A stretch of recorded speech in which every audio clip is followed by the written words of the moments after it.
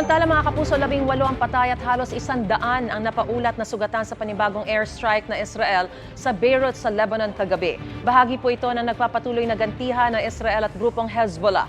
At kaugnay ng sitwasyon sa Lebanon, makakapanayan po natin sa Department of Migrant Workers Secretary Hans Leo Kakdak. Magandang umaga po sa inyo, Secretary. Si Mariz po ito. Live po tayo sa unang balita.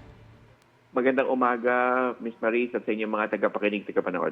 Secretary, kagabi nga po ay may panibago na namang airstrike sa Israel sa Lebanon. Ng Israel sa Lebanon. May mga kababayan po ba tayong kasama sa mga nasaktan dyan? Meron pa po ba tayong mga kababayan dun sa lugar na yon kung saan naganap yung airstrike? Sa ulat ng ating labor attaché ay walang naapektuhan o nasawi o nasaktan na Pilipino. At we hope it stays that way, no, sa awa ng Diyos. Okay. So sa ngayon po, nakokontak pa rin natin ang mga Pinoy roon at kahapon, nung nakausap po namin kayo sa Malacanang, sinabi niyo po safe and sound ang mga Pinoy, mga kababayan natin sa shelters na tinutuluyan po nila. Nadagdagan pa po ba yung mga Pinoy na ito? Yes, 178 ang bilang natin ng mga Pilipino sa shelters. 4 ang ating shelters sa Beirut at meron pang sapat na kapasidad para tumanggap pa ng nakararami, kaya tinikayat natin mga kababayan natin na humingi lang ng tulong at magbibigay tayo ng karampatang tugon. Secretary, kahapon sa inyo pong press briefing, sinabi niyo po na may mga nabook na tayong mga commercial flights no mula October 11 hanggang 28. Tuloy po ba yung ilang mga kababayan natin na aalis ngayon pabalik dito sa ating bansa ngayong araw? Yes. Patuloy ang ating mga kababayan na nagkakaroon ng preparasyon at flight booking sa pauwi. May mga 213 na travel ready as of this hour. And meron din tayong mga flight arrivals na slated this weekend. Kahapon ay ang nabanggit ko ay merong higit kumulang 11 nitong weekend.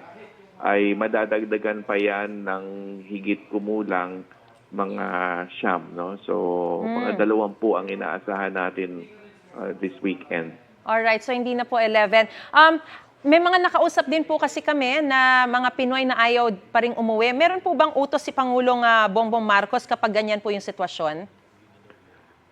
Pagka ang sitwasyon ay ayaw nilang umuwi, ay patuloy namin silang hihikayatin gawa ng hindi humuhupa ang sitwasyon. Kitang-kita naman natin sa sarili natin mga mata, no, sa balita, no, na doon sa mismong Beirut ay halimbawa sa ating Migrant Workers Office ay natatanaw talaga yung mga pagsabog in and around Beirut. So merong tayong patuloy na paghihikayat.